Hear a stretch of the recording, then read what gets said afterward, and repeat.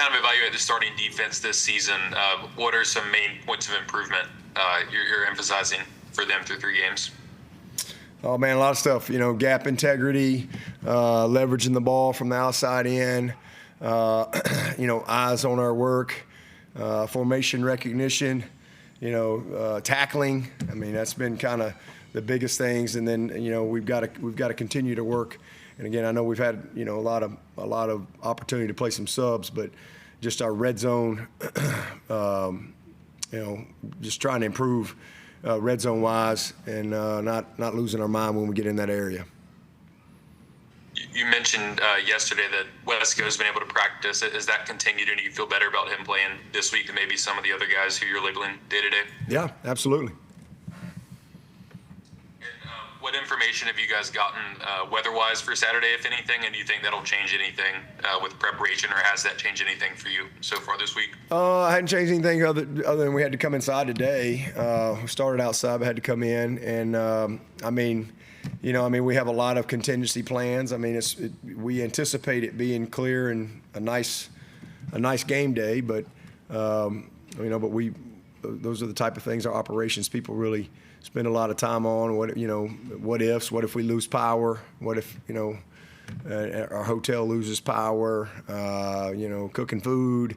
I mean, there's a lot of things that you have to really plan for in a situation like that. It may not happen that way, but we got to have a plan just in case. So, Mike Dooley does an amazing job in making sure that no matter what happens, we'll be ready to roll.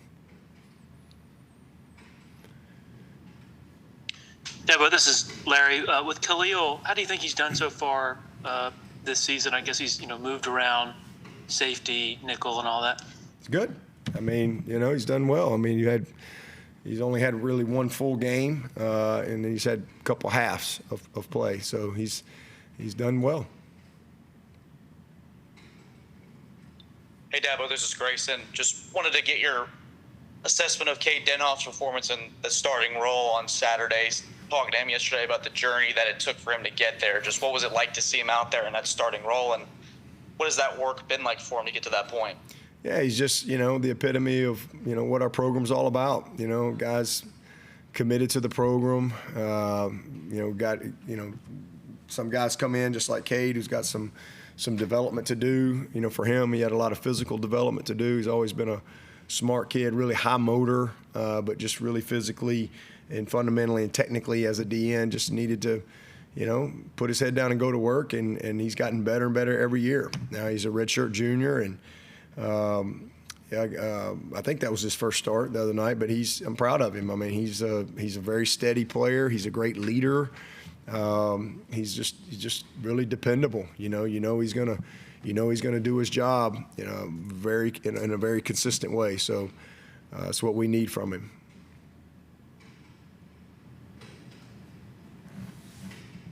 Hey, Dabo, this is Darian Carter with the Greenville News. I'm just curious about your assessment for Christopher Vizzina over these past 2 games, getting reps in the second half over the past 2 games.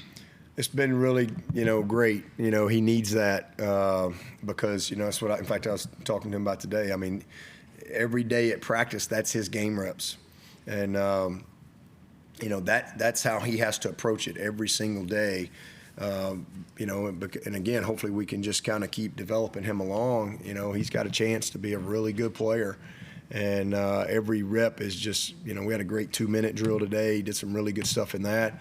So I'm just really proud of him, because he didn't get a lot of reps last year, but he continued to stay engaged and work. And now he's just, just gaining more and more confidence every practice, every opportunity that he gets to play.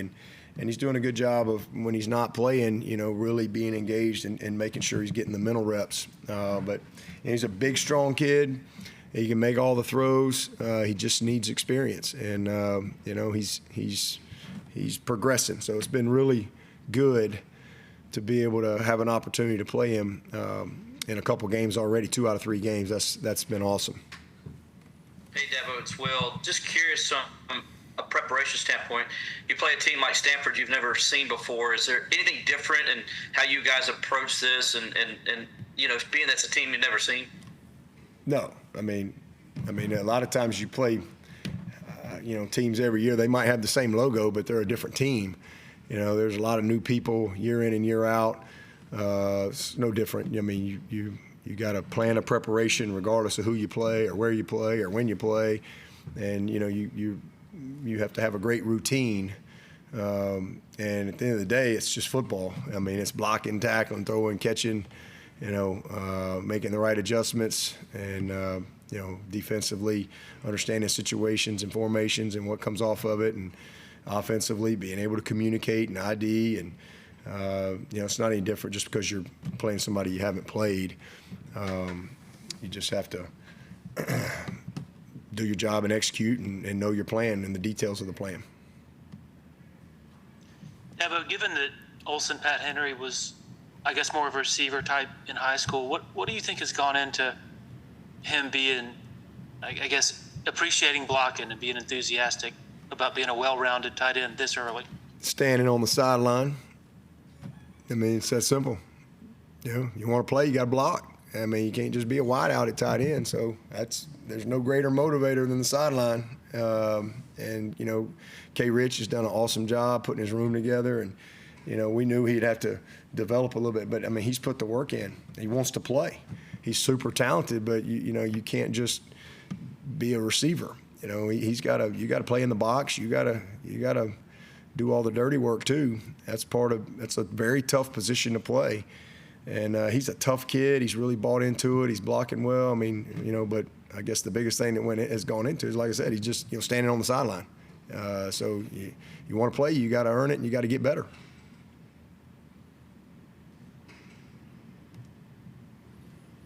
Anybody else for Coach? Yeah, Dabo, has Stanford, have they brought more pressure on defense the last couple of games compared to their opener against TCU? I mean, they're about, they're probably 25, 30% pressure. They're not a big pressure team.